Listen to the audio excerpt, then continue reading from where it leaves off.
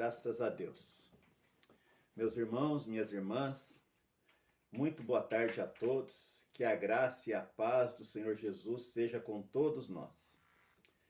Hoje, dia 11 de novembro, quinta-feira, nós estamos aqui reunidos para juntos estudarmos a palavra do Senhor nosso Deus. E hoje nós queremos meditar num tema, conforme foi anunciado aí nas nossas redes sociais. O tema é o homem que quase chegou lá. Quase, faltou pouco para ele chegar lá.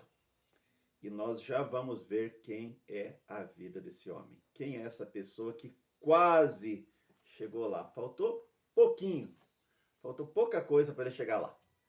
Sejam todos muito bem-vindas. Eu sou o pastor João Ferreira e estes são os canais da Segunda Igreja Presbiteriana Renovada aqui de Teófilo Otoni. Mas antes vamos orar ao Senhor. Sejam todos muito bem-vindos, bem-vindas. Você que nos acompanha simultaneamente a transmissão, você que nos acompanha mais tarde, outro dia, outra ocasião, você que é da Igreja Sede, você que é de algumas nossas congregações, você que não tem nenhuma religião, nenhuma denominação, mas está nos acompanhando, que Deus, em Cristo Jesus, possa estar abençoando poderosamente sua vida. Pai, toda a glória nós te damos, ó Deus, por este dia. E agora que vamos meditar na tua palavra, pedimos que o Senhor fale aos nossos corações, Pai, através dela. Nos dê sabedoria, entendimento, discernimento, revelação, e que o Senhor possa falar ao coração do teu povo e da tua igreja neste dia. Assim nós oramos e te agradecemos em nome de Jesus. Amém. Bom, como é do conhecimento dos irmãos, de todos vocês, a partir do próximo sábado nós estaremos ali no sítio Recanto Renovado para um retiro, né? Quase sai retiro de carnaval, mas é um retiro espiritual e começará no sábado, domingos, até segunda-feira. E nós contamos com a oração dos irmãos. Mas mesmo com o retiro, domingo pela manhã nós teremos escola bíblica dominical, domingo às 5h30 e às 19h30 nós teremos os nossos cultos normalmente ali na Igreja Sede e contamos com a participação de todos os irmãos. Amém? Você que não vai para o retiro, vai lá para a sede, vai adorar a Deus também. Amém? Glória a Deus. Mas eu quero meditar com os irmãos, quero convidar você, vamos aí ver esse homem que quase chegou lá, né? Quem foi esse homem? Abra sua Bíblia, bem no comecinho da Bíblia ali, texto conhecido, capítulo 3 do livro de Êxodo. Amém? Glória a Deus. Êxodo, capítulo de número 3, diz assim: Moisés apacentava o rebanho de Jetro, seu sogro, sacerdote de Midian. E levando o rebanho para o lado do deserto, chegou a Horebe, a montanha de Deus. Ali o anjo do Senhor lhe apareceu numa chama de fogo, no meio de uma sarça.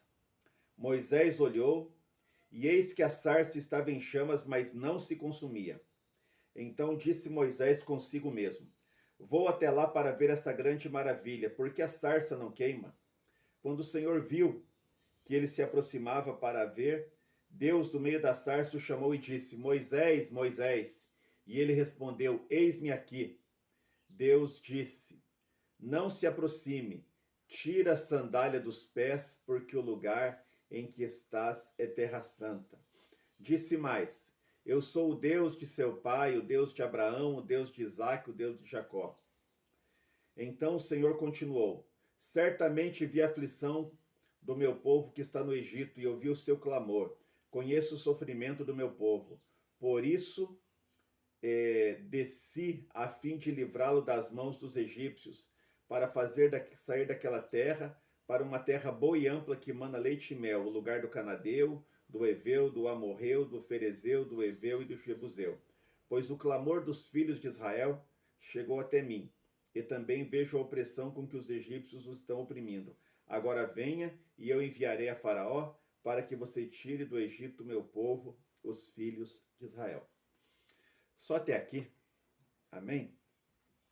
Meus irmãos, durante ali aproximadamente 40 anos, nesse texto que nós lemos, Moisés apacentou o rebanho de Jetro, seu sogro, sacerdote de Midian. Moisés casou-se com Zípora, filha de Jetro, e apacentou o rebanho do Senhor, apacentou o rebanho de Jetro ali nas campinas, nas planícies de Midian.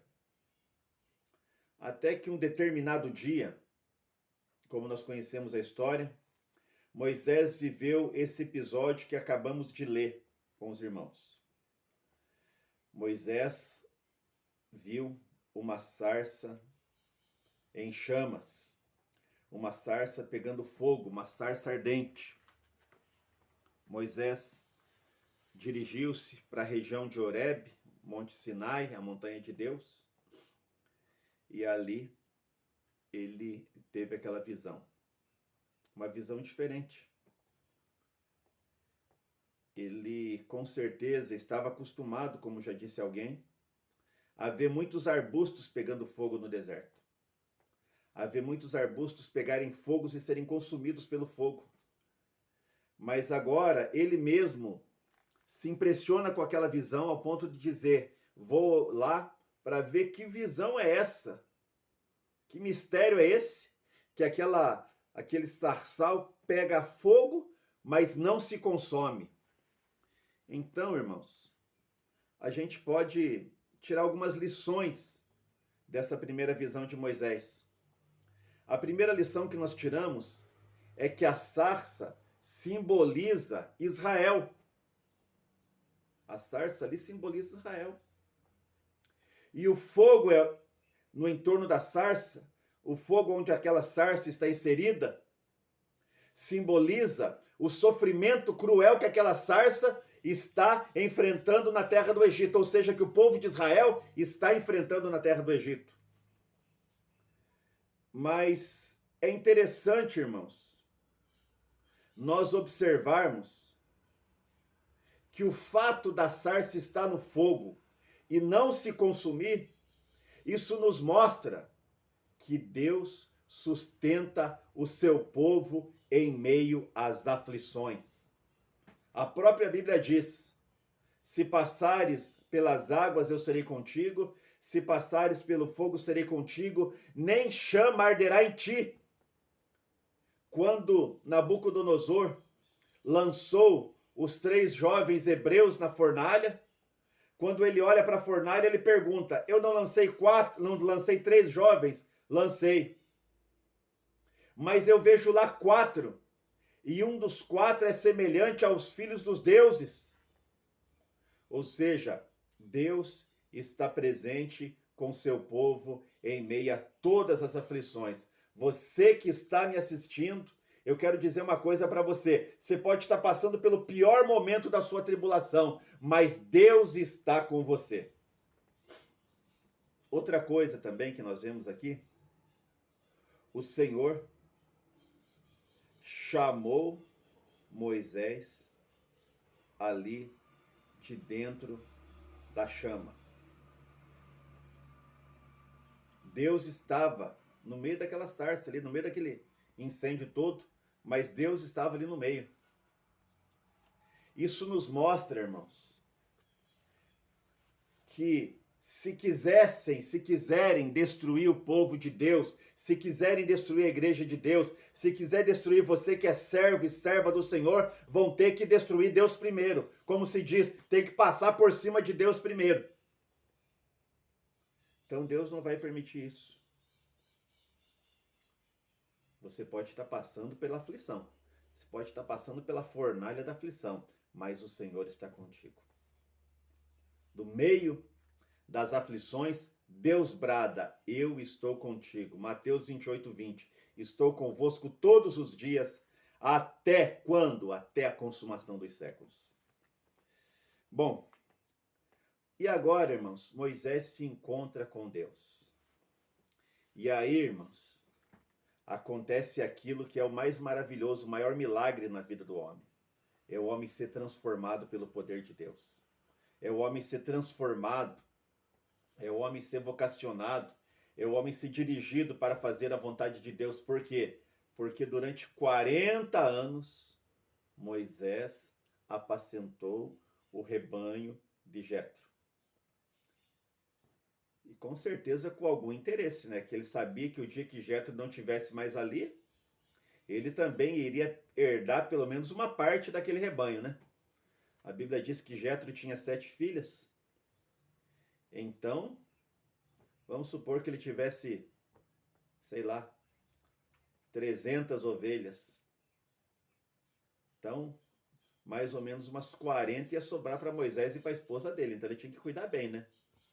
Mas agora, irmãos, depois do encontro com Deus, Moisés deixa de apacentar o rebanho de Jetro e vai apacentar o mais precioso de todos os rebanhos. Qual é esse rebanho? É um rebanho de gado merino? É um rebanho de ovelhas de elite? É um rebanho de ovelhas de nobre lã, de nobre carne, de nobre leite? Não. Moisés vai apacentar o rebanho do Senhor. Moisés vai liderar o povo de Deus à sua saída do Egito em direção à terra prometida. O mais sublime de todos os trabalhos. Por isso que Paulo, escrevendo a Timóteo, ele diz: se alguém deseja ao episcopado, excelente obra deseja. É fácil? Não é. Mas, no entanto, é uma obra gloriosa e abençoada. Amém? Mas vamos pensar um pouquinho, irmãos, sobre mais alguns aspectos da vida de Moisés. Moisés passou 40 anos ali morando na roça, vivendo aquela vida simples, aquela vida rural, aquela vida bucólica, pastoril, campestre. Mas, irmãos, quem olhava aquele pastor, aquele cuidador de ovelhas, aquele caipirão ali naquela roça de Midian, não imaginava o intelectual que havia sob aquela veste de um pastor de ovelhas. Deus usa intelectuais. Deus usa pessoas humildes, usa. Já falamos sobre isso. Deus usa pessoas simples, usa. Mas Deus também usa intelectuais. Já falei sobre isso. Moisés era intelectual. Isaías era intelectual. Paulo era intelectual. Lucas era intelectual. Quanta gente de cultura refinada também foi usado por Deus. Então, engana-se quem acha que Deus só usa pessoas simples, que não sabe ler nem escrever. Deus usa, mas Deus usa quem Ele quer porque Ele é soberano. Ele é Deus. Vamos pensar um pouquinho sobre o preparo de Moisés. Olha só. Atos, capítulo 7, versículo de número 22. O Estevão está pregando e ele nos conta a respeito de Moisés. Atos, capítulo 7, versículo 22. E Moisés foi educado em toda a ciência dos egípcios e era poderoso em palavras e obras. Irmãos, quero que você preste atenção numa coisa. O Egito era a maior potência daquela época, seria o equivalente aos Estados Unidos hoje. Então o Egito era uma potência militar, uma potência cultural, uma potência econômica. Então, automaticamente, a melhor educação da época era a educação egípcia. E Estevão está nos dizendo aqui que Moisés foi educado em toda a ciência do Egito. Então, Moisés tinha um preparo acadêmico admirável. Ele tinha capacitação intelectual para fazer a obra de Deus, sim. Mas, no entanto, irmãos, Deus precisa tratar com Moisés. No entanto, Deus precisa tratar o caráter de Moisés. E agora o que acontece? Moisés é chamado por Deus. Ali no Egito, Moisés robusteceu o seu intelecto, mas também robusteceu o seu orgulho. O seu orgulho. Por quê? Porque ele achava que ele ia salvar o povo de Deus pela sua própria força. Ele achava que conseguiria livrar o povo de Deus daquela opressão através dos seus próprios recursos. E ele deu tanta ênfase a isso, aos recursos humanos, que ao ponto de matar um egípcio e tentar esconder o seu pecado. Mas o seu pecado o alcançou e ele teve que fugir. Então, ali, com certeza, ele andava ostentando suas divisas acadêmicas. Com certeza, ele andava ostentando seus diplomas.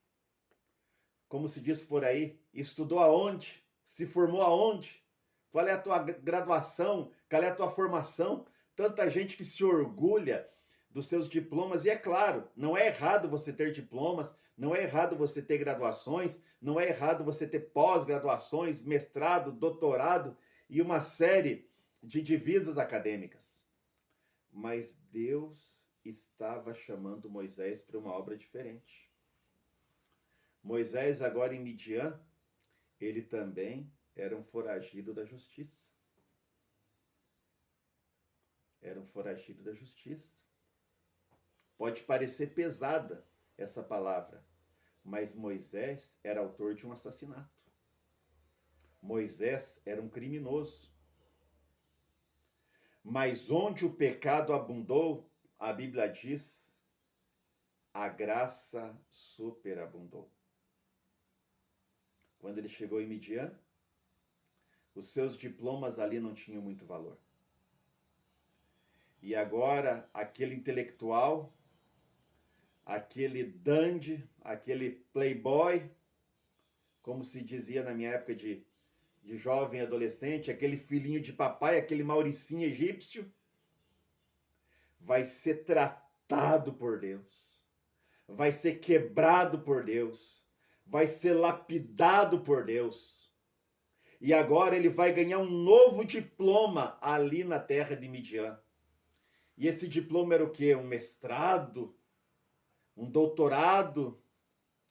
Uma graduação? Um título de doutor honoris causa? Não.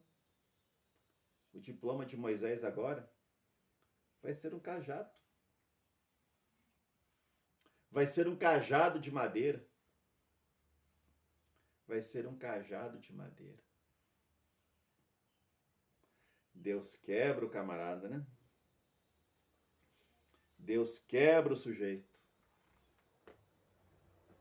Deus amassa o sujeito. Meus irmãos, os tempos mudaram, é verdade, mas Deus não mudou.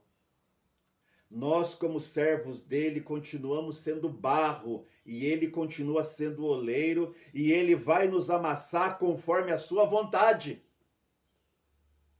Não é porque nós temos Instagram, não é porque nós temos WhatsApp, não é porque nós temos Spotify, Google Meet e outras maravilhas da tecnologia, que aquela metáfora de Jeremias capítulo 18 do vaso na mão do oleiro caiu por terra, não. Deus nos molda e, se for preciso, ele usa redes sociais. Deus nos molda e, se for preciso, ele usa até meios via internet. Sabe por quê? Porque ele é soberano. Aleluia.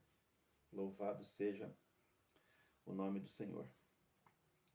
E agora, irmãos, veja só, Atos, capítulo 4. Então o Senhor perguntou a Moisés, o que é que você tem nas mãos? E ele respondeu, um cajado. E lá no finalzinho do capítulo 4, muita gente já pregou sobre esse texto. Deus diz assim para ele. Atos capítulo 4. O que você tem nas mãos? Tem o cajado, versículo 17.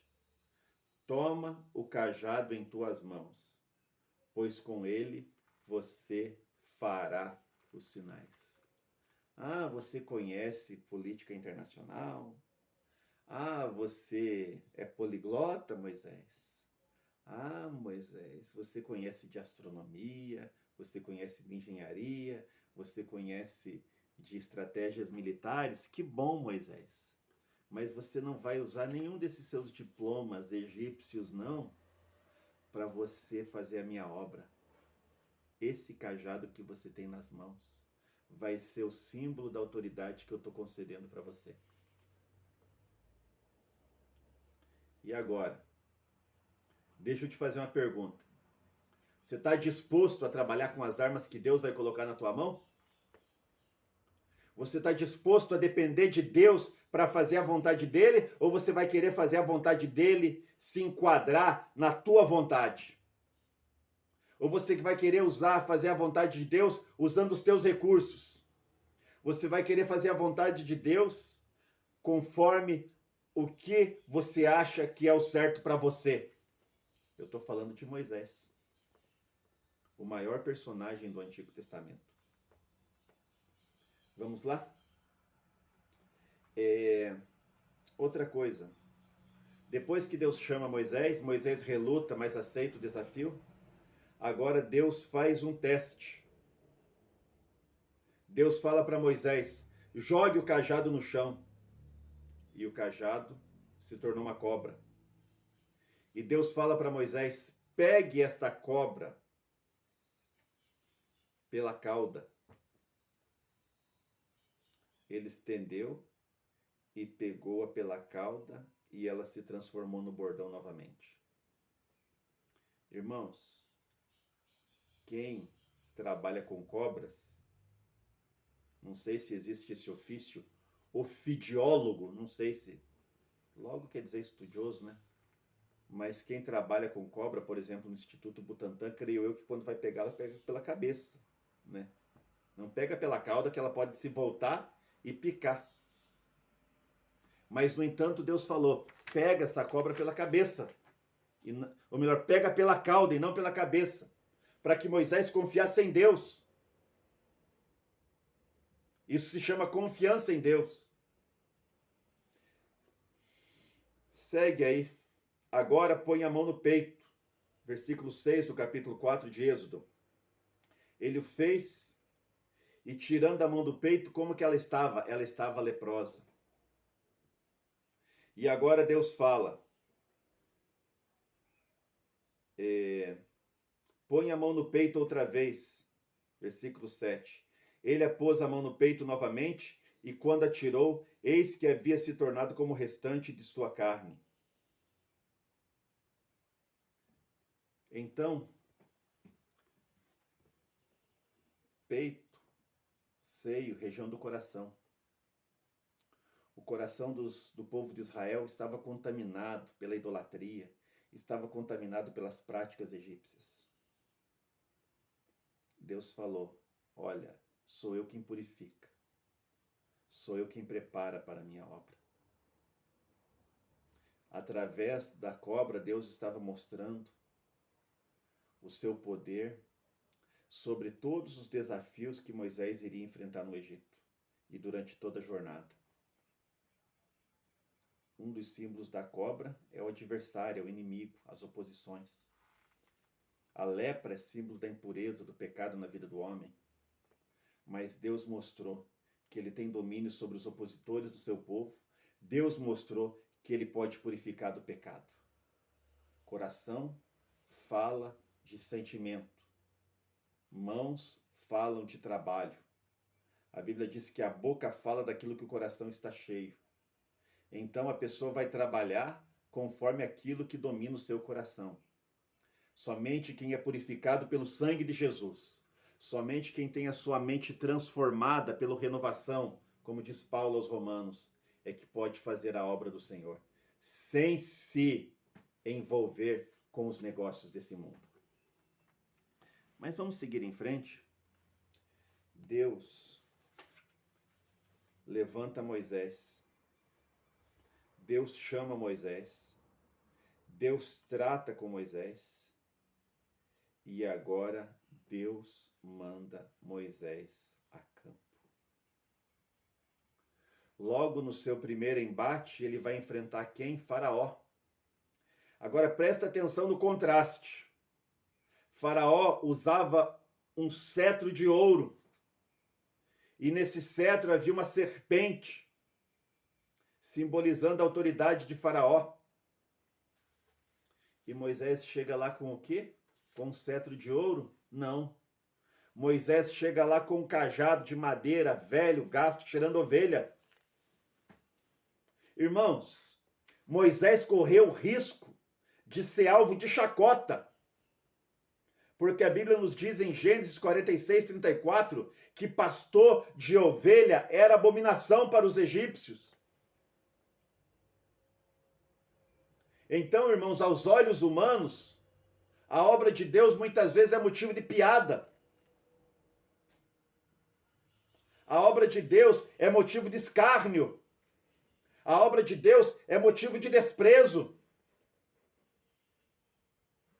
Mas, no entanto, irmãos, eu quero falar uma coisa para você. A Bíblia não diz o nome daquele faraó. Mas todo mundo conhece o nome de Moisés.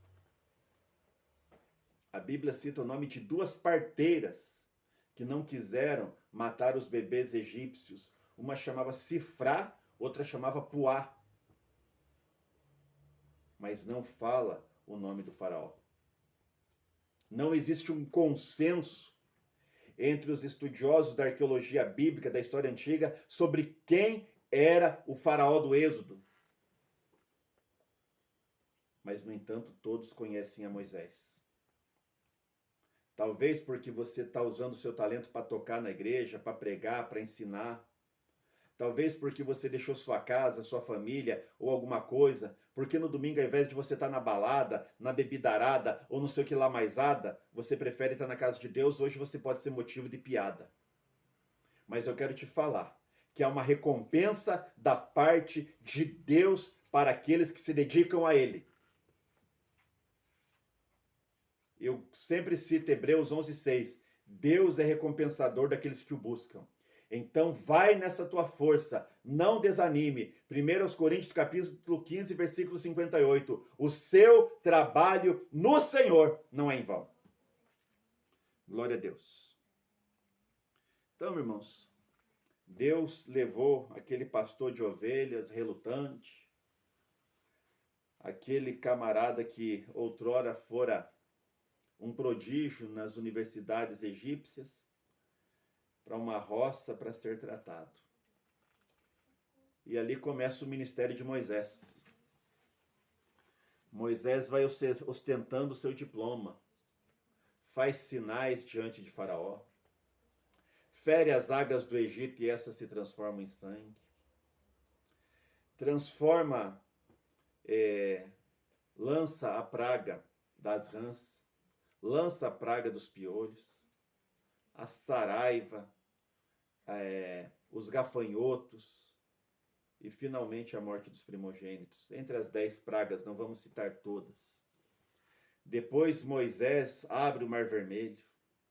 Moisés sobe no Monte Horebe.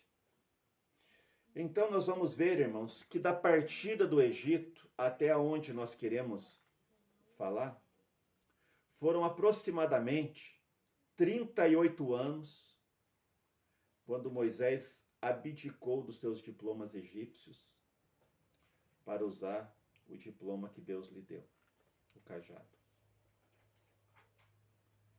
Mas é agora, irmãos, que nós chegamos na história do homem que quase chegou lá. Quase. Por quê? Moisés quase chegou lá.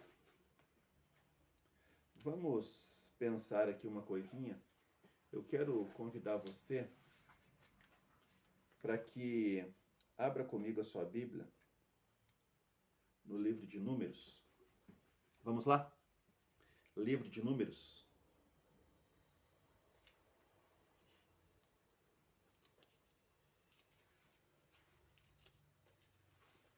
Capítulo de número 20. Vamos? Números, capítulo 20. Vamos começar. Números, capítulo 20. Toda a congregação dos filhos de Israel chegou ao deserto de Zim, no primeiro mês, e o povo ficou em Cádiz, e ali Miriam morreu, e ali ela foi sepultada. Não havia água para o povo. Então se ajuntaram contra Moisés e contra Arão, e o povo discutiu com Moisés, dizendo: Antes tivéssemos morrido, quando nossos irmãos morreram diante do Senhor. Por que vocês trouxeram a congregação do Senhor a este deserto? Para morrermos aqui, nós e os nossos animais? E por que vocês nos tiraram do Egito? Para nos trazer a este lugar horrível, onde não há cereais, nem figos, nem vinhas, nem romãs, nem água para beber? Então Moisés e Arão saíram da presença do povo e foram para a porta da tenda da congregação e se lançaram sobre o seu rosto. E a glória do Senhor lhes apareceu. O Senhor disse: pegue o seu bordão, pegue o seu cajado, ajunte o povo, você e Arão, seu irmão, e diante do povo falem, presta atenção, igreja, falem a rocha. Falem a rocha e ela dará sua água. Assim vocês tirarão água da rocha e darão de beber à congregação e aos animais. Então pegou o bordão que estava diante do Senhor, como ele havia ordenado. Moisés e Arão reuniram o povo diante da rocha. Então Moisés lhe disse: ouçam agora, rebeldes. Será que teremos de fazer com que saia água? Será que teremos de fazer com que saia água desta rocha para vocês? Moisés levantou a mão, feriu a rocha 2 vezes com o seu bordão, com o seu cajado, e saíram muitas águas, a congregação e os seus animais beberam. Mas o Senhor disse a Moisés e a Arão: porque não creram em mim, para me santificarem diante dos filhos de Israel, vocês não farão esse povo entrar na terra que lhes dei. São estas as águas de Meribá, porque os filhos de Israel discutiram com o Senhor, e o Senhor se santificou no meio deles.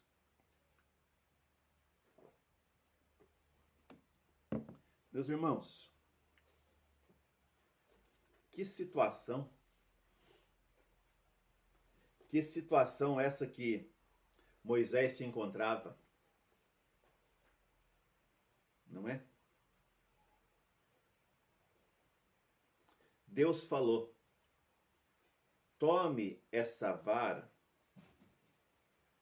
tome. Só que era para Moisés falar com a rocha. Rocha, produza água. Em nome de Jeová, o Deus de Israel, eu te ordeno, produza água. Moisés, fale. Porém, ele levantou-se e feriu a rocha. E por esse motivo, Moisés não pôde entrar na terra prometida. E por quê? Por que que isso aconteceu? Só por ferir a rocha? Fazia 38 anos que Moisés estava andando com Deus, faltava 2 anos, ele estava quase chegando, ele estava quase lá. Mas por que que Moisés não pôde entrar lá? Presta atenção, irmãos. Aquela rocha, ela tipificava o Senhor Jesus. 1 Coríntios capítulo 4, versículo 10 diz assim: e beberam todos da mesma bebida espiritual, porque bebiam da pedra espiritual que os acompanhava, e a pedra era Cristo. Por que que Moisés não pôde entrar na terra prometida? Porque ele feriu a rocha uma segunda vez, mas a rocha já havia sido ferida em Horebe, quando faltou água, logo após a saída dos filhos de Israel do Egito. Ele já havia sido ferido. Ele não podia ser ferido de novo. É o que diz Isaías: e nós o reputávamos por aflito, ferido de Deus e oprimido. Jesus era representado por aquela rocha. Jesus era aquele que falava para a mulher samaritana: a quem crê em mim, segundo diz as Escrituras, rios de água viva fluirão do meu ventre, do seu ventre. Quem crê em mim não terá sede, pelo contrário, a água que eu lhe der se fará nele uma fonte de água que jorra para a vida eterna. Cristo já fora ferido uma vez. Ele não podia ser ferido de novo, ainda mais por um ser humano. Ah, mas era Moisés, irmãos. A Bíblia diz que Moisés, em Hebreus nós lemos que Moisés era fiel em toda a casa de Deus como servo. Moisés, por maior que ele fosse, como eu disse anteriormente, mesmo sendo o maior personagem, o maior vulto, o maior nome do Antigo Testamento, Moisés era servo de Deus, mas Cristo era filho. Cristo era filho. Então Moisés quase chegou lá.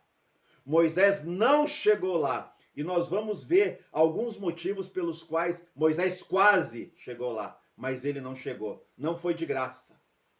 Presta atenção, irmãos. A vida com Deus, a caminhada com Deus, não adianta apenas começar bem.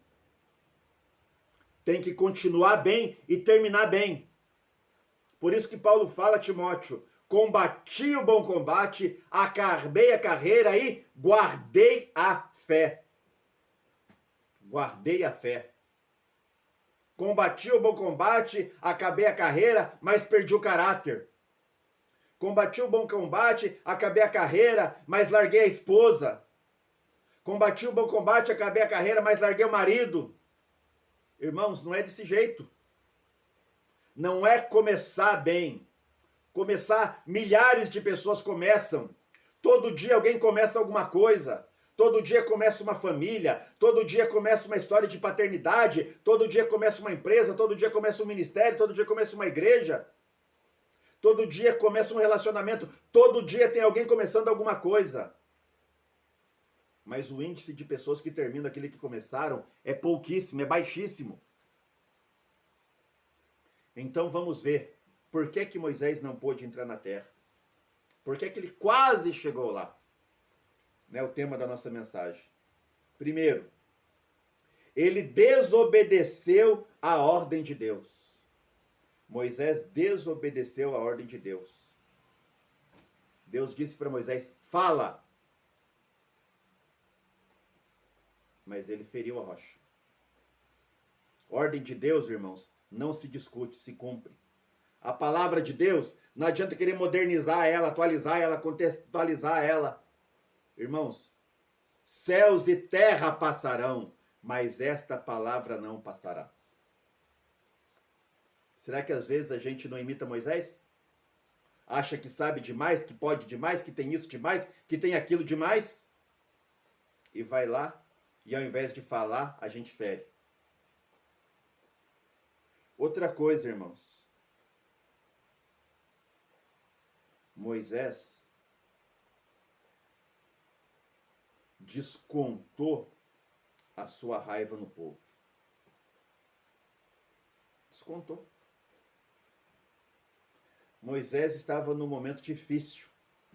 No começo do capítulo 20, nós lemos que a sua irmã Miriam tinha morrido. Moisés estava de luto.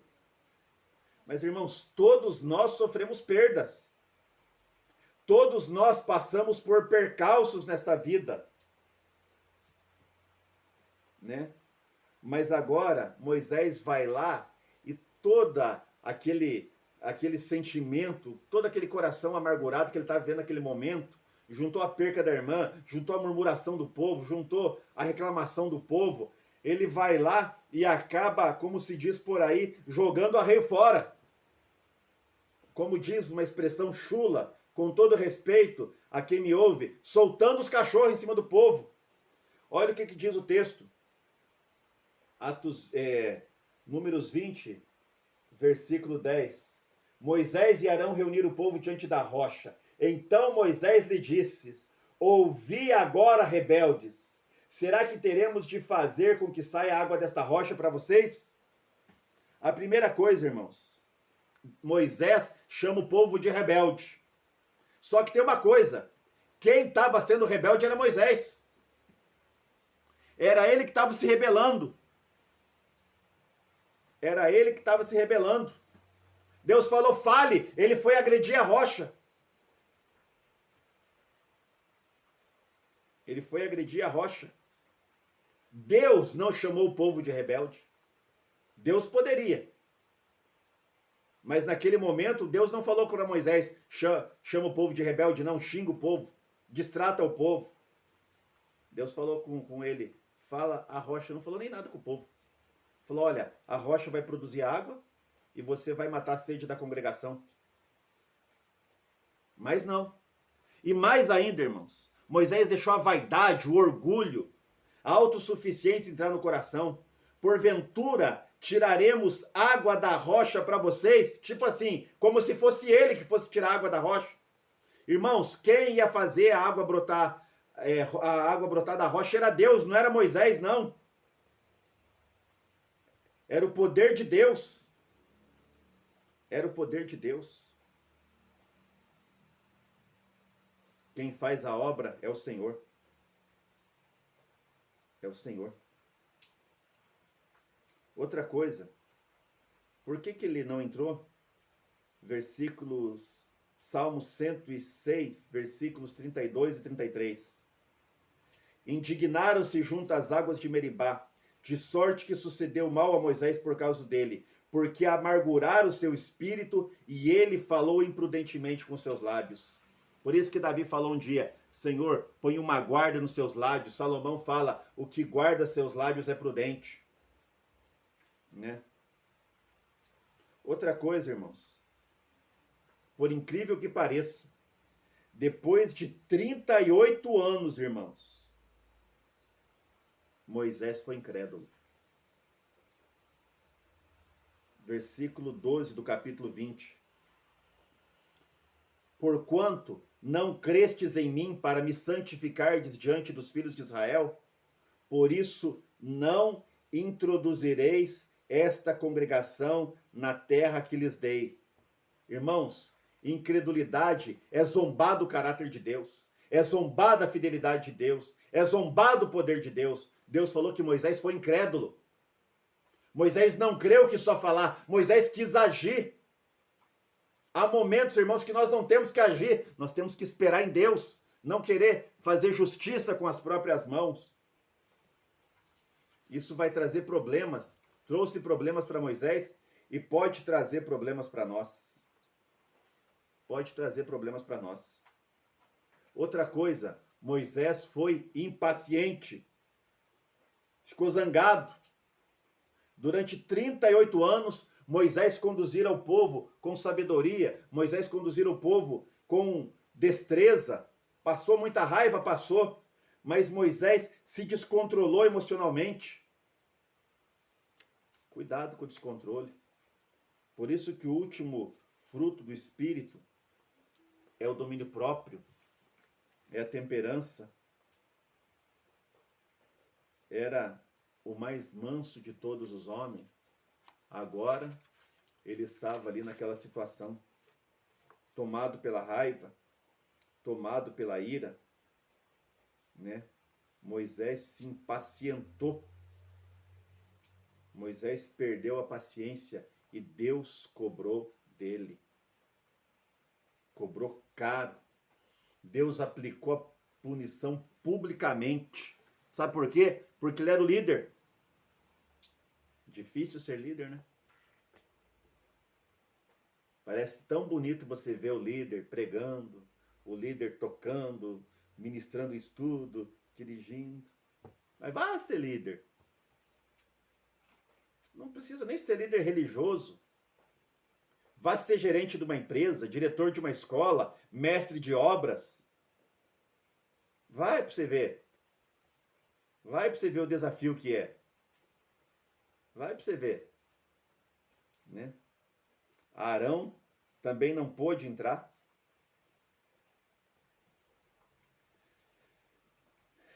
Que situação triste, né? Durante 40 anos, ou seja, Moisés ficou contando as belezas da terra que Deus havia preparado para seu povo. Mas agora Moisés não entra lá. Arão não entra lá. Não. Não. Não entrou. Ele quase chegou lá. Ele quase chegou lá. Ele quase chegou lá.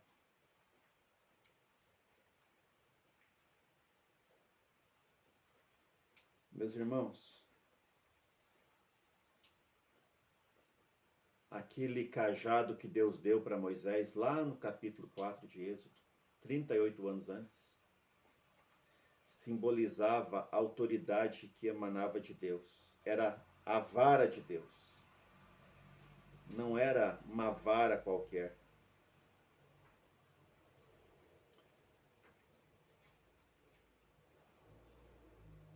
Quando Moisés quis usar aquilo que simbolizava a autoridade de Deus como símbolo da sua própria autoridade, Moisés pecou. Por que que Deus permitiu que a água saísse? Deus teve misericórdia do povo. Era o rebanho do Senhor. É o que Deus falou para Pedro, capítulo 21 de João. Apacenta as minhas ovelhas. Deus teve misericórdia do povo, mas reprovou a atitude de Moisés. Na velhice, Moisés não soube manter-se dependente do Senhor.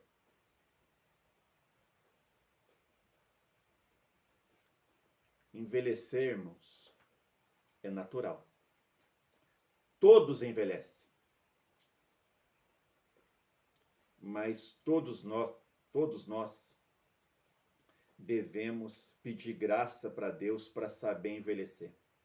Salomão fala: coroa de ouro são as cãs, os cabelos brancos, quando se encontram no caminho da justiça. A Bíblia nos fala sobre a triste história do sacerdote chamado Eli, que foi sacerdote mais de 40 anos, morreu aos 98 anos, mas de maneira desonrosa, envergonhado, porque os filisteus haviam tomado a arca de Israel, porque seus filhos foram mortos. Ele caiu de uma cadeira e quebrou o pescoço. Morreu em desonra. Muitas vezes nós acusamos a juventude de ser afoita, a juventude de ser vaidosa, de ser precipitada. Mas assim como há vaidades na juventude, há vaidades na velhice também. Então tome muito cuidado. Quantos casamentos se desfazendo depois de 40 anos? Quantos homens largando suas esposas, quantas mulheres largando os maridos depois que já são pais, que já são avós, que passaram os perrengues da vida? Quantas famílias sendo destruídas? Quantas famílias constroem impérios? Maridos ao lado de mulheres guerreiras? Mas no futuro, lá, quando está tudo bem, aparece uma aventureira.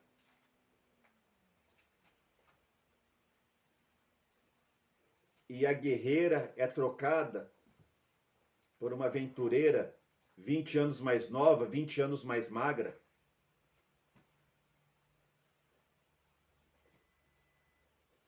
Então, meus irmãos, por mais que nós lemos que Moisés não ficou sem pisar na terra prometida. Quando Jesus se transfigurou ali no Monte da Transfiguração, na montanha Tabor, apareceram Moisés e Elias. Então, Moisés, em glória, mais tarde, na Transfiguração, pisou na terra prometida. Moisés não ficou sem pisar lá, não. Mas, no entanto, em vida, Moisés quase, mas não chegou lá. Eu quero concluir esta mensagem. Moisés é um camarada extraordinário, A Bíblia nos diz que ele foi fiel em toda a sua casa. A Bíblia diz que ele foi um herói da fé, não é? A Bíblia nos diz que ele foi um tipo de Cristo. Porém, há quem diga também que Moisés vai ser uma das duas testemunhas do Apocalipse. E ali nós temos 3 candidatos para 2 vagas, né? Elias e Moisés, Elias e Enoque. Então, a disputa está aberta entre Moisés e Enoque. Mas não importa se vai ser Moisés ou se vai ser Enoque, quem vai ser essa outra testemunha só Deus sabe. Mas eu quero falar uma coisa para você. Não deixe o quase impedir que você chegue lá. Seja no seu casamento, seja na sua faculdade, seja no seu ministério, seja em qualquer área da sua vida. Não deixe que a vaidade, não deixe que a impaciência, não deixe que a incredulidade, não deixe que a autossuficiência, não deixe que nenhum sentimento movido pela força do momento impeça que você cumpra o grande propósito da sua vida. Eu imagino a frustração de Moisés. Eu imagino. Mas, no entanto, irmãos, como diz na carta aos Hebreus, para que eles sem nós não fossem aperfeiçoados. Não deixe. Começou, você pode estar começando hoje. Nessa data de hoje, você pode estar começando um negócio em qualquer área da sua vida. Um empreendimento em qualquer área da sua vida. Mas muitas dificuldades aparecerão. Muitas circunstâncias, muitos percalços irão tentar fazer você desistir. Não desista. Não fique no quase. Mas chegue lá. Aquele que perseverar até o fim, esse será salvo. Amém? Vamos orar ao Senhor? Muito obrigado, Pai, por mais esta oportunidade que tivemos de estar meditando na Tua palavra. Não queremos, ó Deus, ficarmos no quase, mas queremos cumprir o propósito do nosso casamento, na nossa família, seja em qual área das nossas vidas o Senhor permitiu que ingressássemos. Que possamos, Pai, chegar lá e dizer: combatemos o bom combate, acabamos a carreira e guardamos a fé. Abençoa meu irmão e minha irmã, nós oramos e te agradecemos em nome de Jesus. Amém. Que Deus te abençoe, em nome do Senhor Jesus e para a glória de Deus Pai. Receba a bênção. Que a graça do Senhor Jesus, o amor do Pai e a comunhão do Espírito Santo sejam com todos vós. E aonde você estiver, como povo do Senhor, diga amém. Que Deus te abençoe.